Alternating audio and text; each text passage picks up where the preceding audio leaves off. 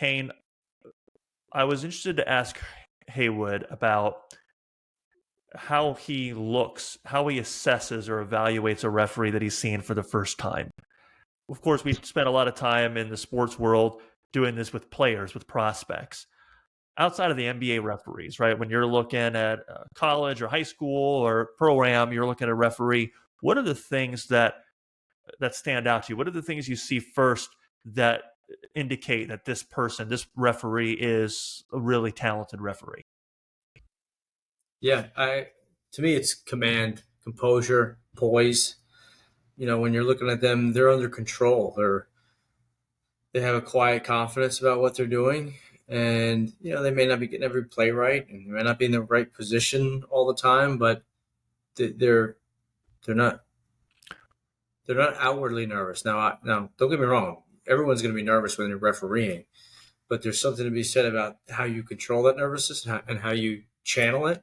Yeah. So I like to think of it as a duck swimming on top of water. The legs underneath the water are going really fast, but on the surface, they look smooth and under control. So if you can master that ability, even and channel your nervousness into a composed and poised look, I think that's going to set you apart right away. That gets you past the first cut, and then they'll take a second look and see how good of a referee you are. But at first glance, it's definitely your look, the it factor. Like, are they in good shape? And then they have command. They look like they belong on the floor. And that goes back to what Haywoode was talking about, feel. Like, I think there's two types of referees. One is a feel referee, and one is an analytical referee. Like Scott Foster is probably one of the best analytical referees I've ever worked with. He just is able to think the game through, step ahead on plays, and constantly thinking of all the options that are available to him and what could happen, right? Where I think I'm myself more aligned with Haywoode, where when I refereed, I was in rhythm with the game. So with the rhythm of the game, and feel what everything's supposed to look like. And when Haywoode said, like, I don't want to interrupt the game, when you're officiating in rhythm with the game will interrupt itself. Something will happen, a foul will occur that's obvious, and everyone will stop. When you don't react to that play, you now have fallen out of rhythm with the game. You're interrupting the game. You're still within rhythm because everyone knows that's a foul and that's obvious. And you're in position, you see it, and you call it, and everyone expects it. And that's within rhythm of the game. So I was definitely more in line with Haywoode as an official versus a less analytical referee. But both can be very, very successful. James, what are your thoughts on this? It's kind of like the eye test, I think, initially. I think that's just the way it works for everything in life.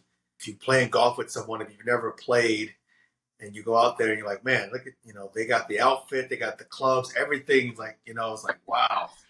And then they take that first swing and it's like, okay, so they got the $1 million outfit and the $2 game.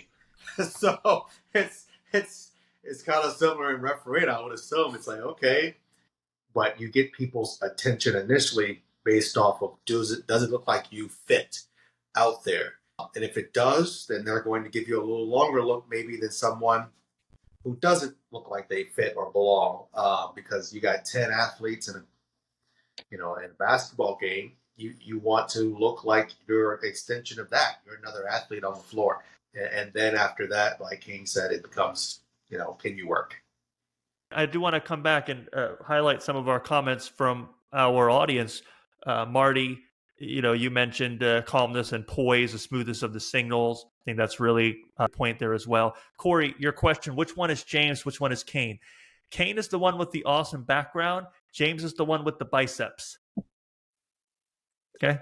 So that's how I distinguish between the two of them. Yeah. What? Come on now. Oh, that's okay. No, not quite there. No. Just say Gucci, and you know. Corey was has corrected me here. That was not his question. His question is. He said. Marty, his question Marty. is. Wait, I appreciate Marty's comment. I used to. That's right. They used to be much bigger.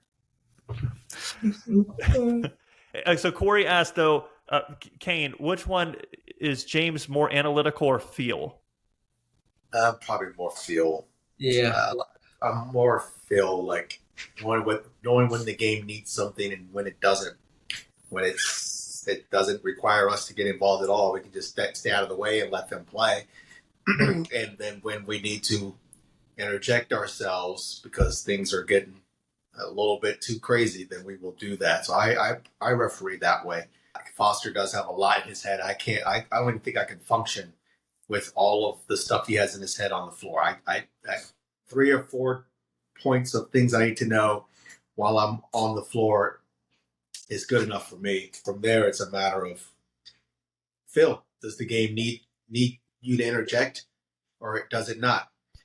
You're always trying to get a flow. You're always trying to let the players play aggressively. Aggressive is always good. Rough is never good.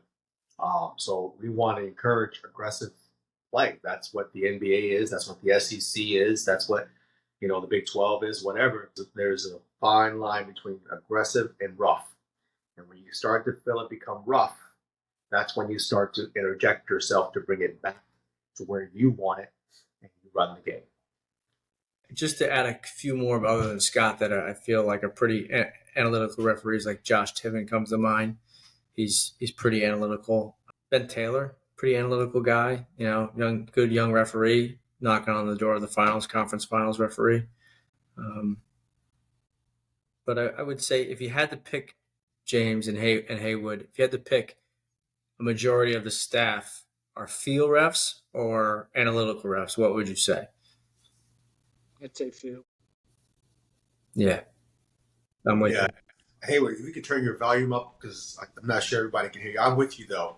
Phil. Yeah. Other than actually refereeing the game, just, visual reps of watching basketball.